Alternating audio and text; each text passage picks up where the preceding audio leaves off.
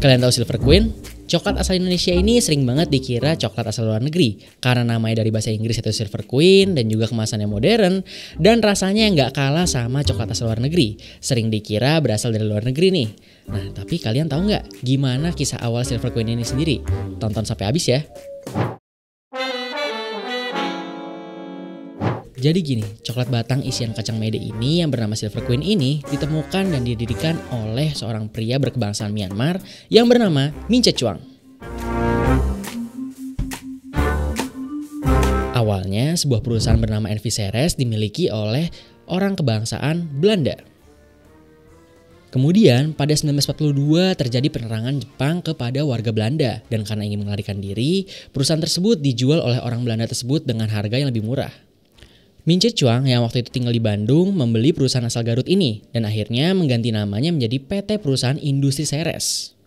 Nah, di tangan Min Che Chuang ini, akhirnya perusahaan ini bisa memproduksi coklat yang besar yang bernama Silver Queen. Dan pada masa itu, teknologi belum secanggih sekarang.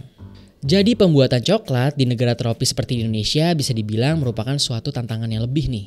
Karena susah banget mempertahankan konsistensi dari coklat batang itu supaya tidak meleleh. Dan di sini Min Che Chuang mencoba untuk mencari jalan keluar nih dan ia akhirnya dapat ide setelah memakan kacang mede. Menurutnya sama seperti bangunan di mana semen membutuhkan kerangka supaya bisa berdiri kokoh dan coklat membutuhkan hal tersebut. Berdasarkan ide itu, akhirnya Min Che Chuang menaruh kacang mede sebagai fondasi ke coklat tersebut supaya konsistensinya terjaga dan gak gampang meleleh. Dan inovasinya berhasil, Silver Queen menjadi coklat batangan yang diminati banyak pembeli. Pada 1950-an, PT Perusahaan Industri Ceres menghadapi konflik dari perusahaannya sendiri, yaitu Biskuit Wafer Ritz. Biskuit wafer dengan merek Ritz ini diklaim oleh Nabisco Foods, karena udah pernah ada sejak 1949 oleh orang Belanda juga. Akhirnya PT Perusahaan Industri Ceres memperjuangkan nama Ritz dan akhirnya mereka berhasil memenangkannya. Tantangan lainnya terjadi di pertengahan 1950-an. Saat itu, pemerintah Indonesia ngeluarin kebijakan yang dimana isi kebijakannya untuk membina pengusaha Indonesia.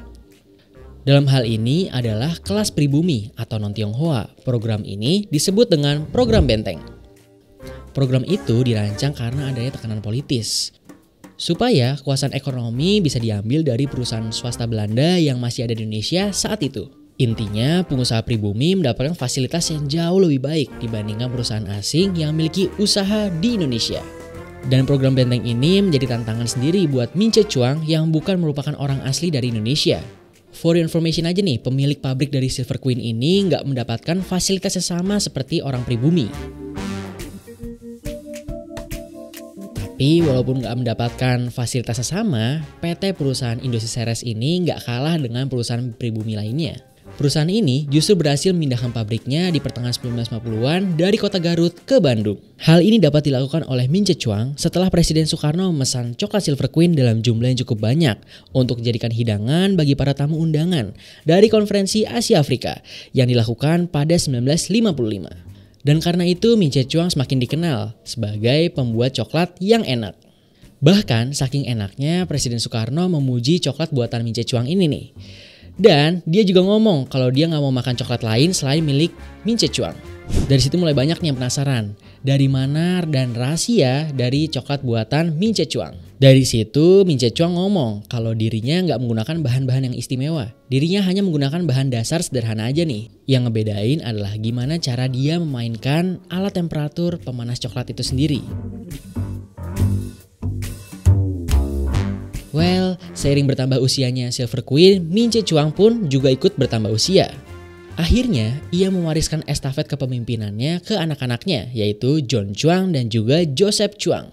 John Chuang saat ini menjadi CEO perusahaan yang bertugas untuk mengendalikan keuangan perusahaan. Sedangkan Joseph Chuang mengurus food service dan juga berbagai urusan dalam pabrik. Perusahaan ini pun juga ikut berkembang di tangan generasi penerusnya.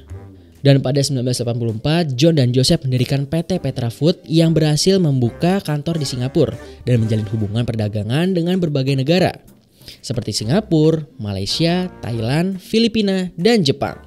Pada 1987 dan 1989 perusahaan ini semakin naik daun dan juga bisa menghasilkan pengadaan bahan baku yang berasal dari Thailand. Di tahun yang sama, sekitar 1987 perusahaan ini terlibat dalam distribusi merek ketiga di Indonesia. Dan pada 1988, akhirnya mereka melakukan ekspansi ke negara Filipina, di mana mereka bisa melakukan pengadaan dan juga pengolahan coklat. PT Petra Food akhirnya menjadi satu perusahaan dengan PT Perusahaan Industri Ceres. Bersama mereka mengeluarkan merek andalan selain Silver Queen seperti Delphi, Ritz, Biskuit Selamat, Chunky Bar, hingga Messi Ceres.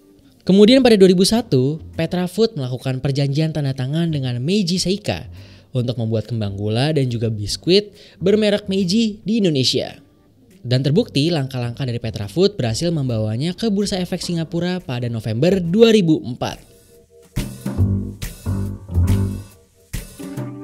Kualitas dan kelezatan dari Silver Queen ini sendiri emang gak kalah dari merek-merek lain, tentunya di mancanegara. Silver Queen berhasil menjadi pesaing berat dari M&M's, produsen nomor 1 coklat di Amerika Serikat, dan juga Toblerone asal Swiss. Petra Food telah merambah ke sekitar 17 negara di dunia, seperti Thailand, Jepang, Filipina, Hong Kong, Australia, dan juga China. Perusahaan ini berhasil membuka bisnis perkebunan coklat di beberapa negara penghasil perkebunan coklat terbaik, seperti Meksiko, Brazil, dan juga beberapa negara lain di Eropa. Silver Queen berhasil mempertahankan kualitas dan kelezatannya dari zaman dahulu sampai sekarang. Terbukti dari banyaknya masyarakat yang memilih Silver Queen sebagai coklat batangan favoritnya. Hal ini bisa dilihat dari laporan Top Brand Index 2021 dari laporan Top Brand Gen Z. Dari laporan tersebut, Silver Queen berhasil menjadi coklat batangan paling favorit bagi remaja tentunya di Indonesia. Bahkan Silver Queen berhasil mengalahkan merek lain seperti Cadbury, Toblerone, dan juga Delphi. Skor Top Brand Index 2021 dari Silver Queen sendiri mencapai 56,2%, jauh dibandingkan merek coklat yang lain. Dan sebenarnya ini bukan merupakan hal yang pertama bagi Silver Queen menjadi coklat batangan paling favorit bagi remaja di Indonesia. Pada 2020, Silver Queen juga memenangkan dengan kategori yang sama dengan skor Top Brand Index 59,1%. Jadi gimana? Udah tahu dong asal muasal dari coklat batangan Silver Queen ini? Semoga kamu bisa belajar dari video ini ya. Sekian dari kami Big Alpha dan jangan lupa subscribe dan sampai jumpa di video berikutnya.